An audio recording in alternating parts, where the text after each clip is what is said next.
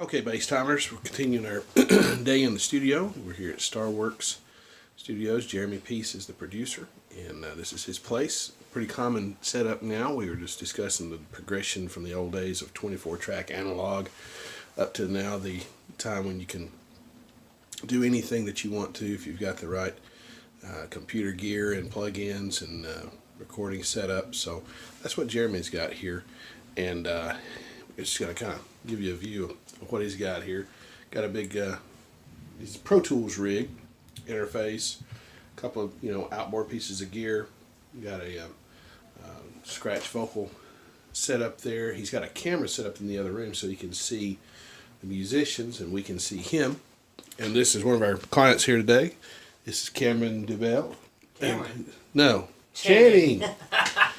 Good enough. Channing. Yeah, Channing DeBell. So his family's recording today, and let me just kind of walk in here. We'll see the other part of Jeremy's studio setup, and this is the other room. There's the camera setup, so we can see him. He didn't cut a hole in his wall with like a glass or anything, so he's got that. And so we've got a kind of a compact situation. Here's my little setup today. Got my rig there, and all my guitars over there in the corner. We've got a keyboard player, Danny Crawford. He's got his setup over here, band in the box, all his keyboard stuff set up here, all his interfaces, and he's got a Yamaha C7 sound, Fender Rhodes things, and some different synth pads he's using. And then this is a pretty cool setup here. This drum kit's just kind of an average drum kit, but the drummer today, Paul Rogers, has got an Aquarian drum trigger setup, and he's using the drum program is Superior Drummer. Is that right? Superior Drummer. It's a sound kitchen studio sounds, and it is absolutely, if you close your eyes, it nails it, and it's totally quiet. The pads deaden the sound of the drums, and so pretty cool little setup.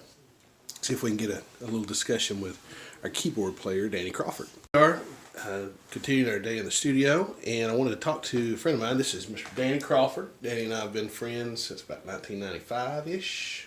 Yep.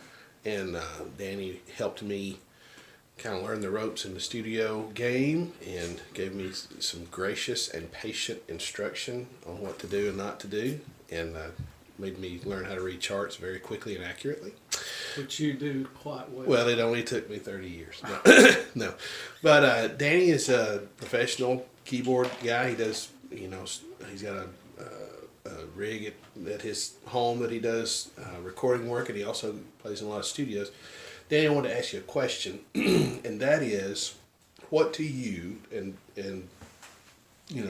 flattery will get you nowhere, but when you play with a lot of different people, a lot of different places, prototypically, not necessarily a person, but what are you looking for in a bass player when it comes to a session where you're either just a live group of musicians playing on a record? What are you looking for, or listening for, or desire?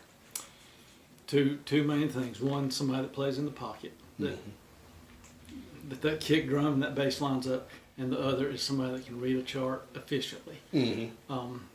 Recently, been on a couple of sessions with some great bass players, but when the chart was put in front of them, it was like, oh no.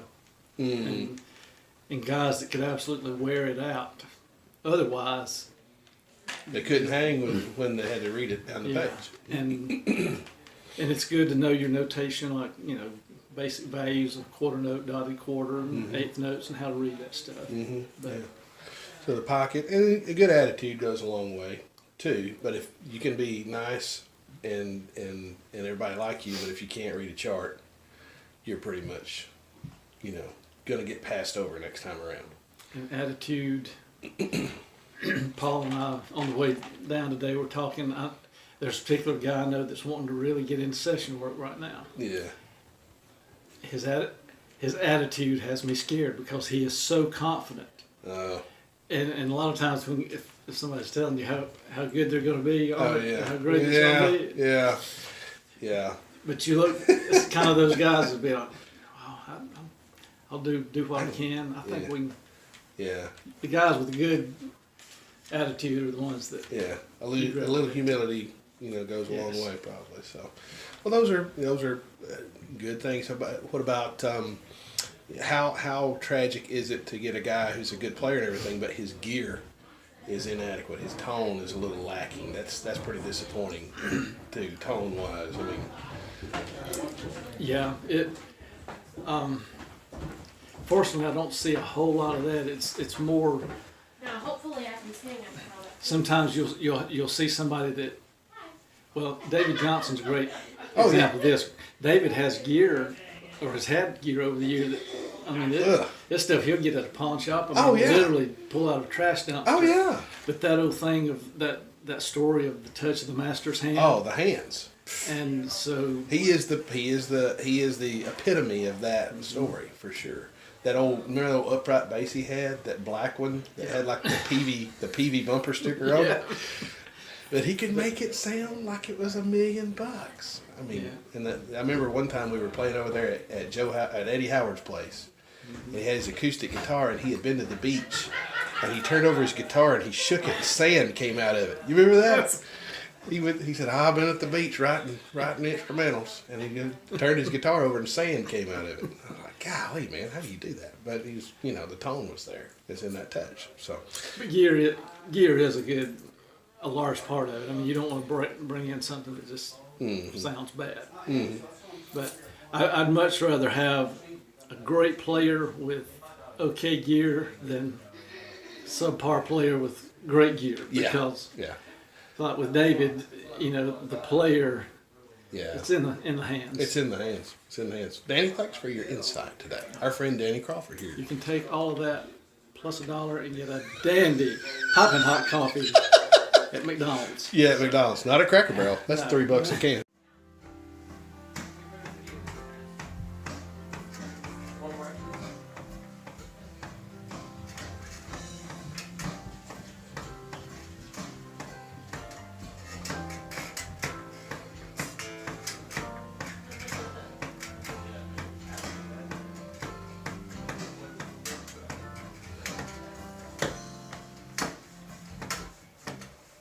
Good enough?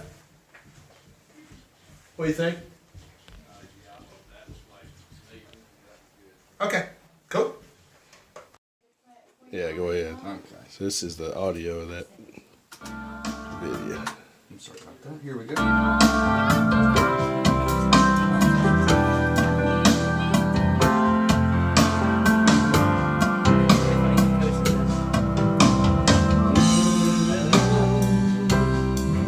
Oh, I'm sorry.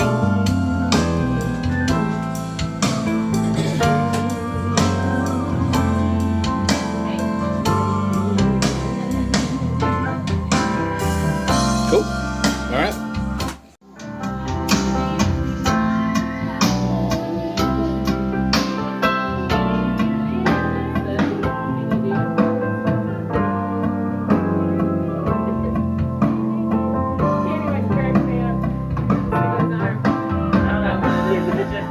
Whenever he likes a song, he's like,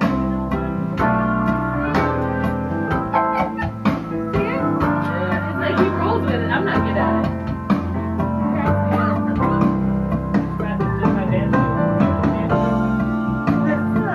He always says, you do that thing when you're on the, you go like this. He likes to let his arms go. I don't know what it is.